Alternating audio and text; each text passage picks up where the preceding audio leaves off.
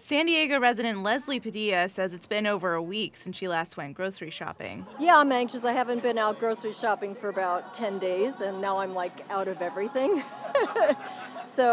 But I'm out just trying to keep my distance. Meanwhile, other residents are actively gearing up to go to the store, like ANGELA Barley. And I think everywhere makes me a little anxious. I mean, using the gas pump makes me anxious. So, I mean, in a way.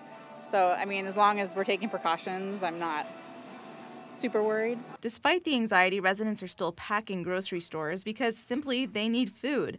Stores around the country have already put in place social distancing measures, limiting the amount of people who can enter at once. But county health officials say some workers in San Diego have still gotten sick, including one at Albertsons in Escondido. Supervisor Nathan Fletcher said the store closed and followed sanitation protocol. And then they reopened, and we do not believe that there is any risk to the public at all in this facility or in other food handling facilities.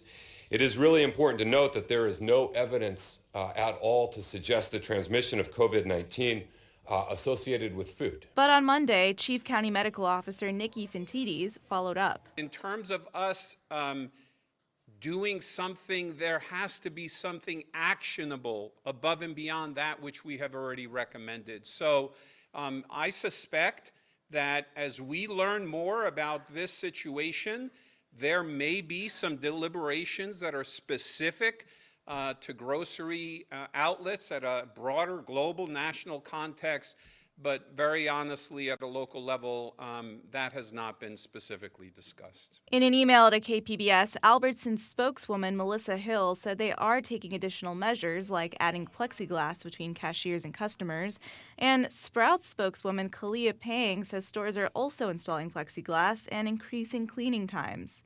With that, we're paying attention to high-touch service areas such as counters, restrooms, carts, and checkout lanes. Pang says in the case there would be a worker who shows up to work sick, he or she would be asked to go home. And Heather Bonomo from the County Department of Environmental Health says officials are supervising stores to make sure these steps happen. The public should expect to see more social distancing. They could expect to see lines taped off at cash registers or maybe in other high volume areas of the store.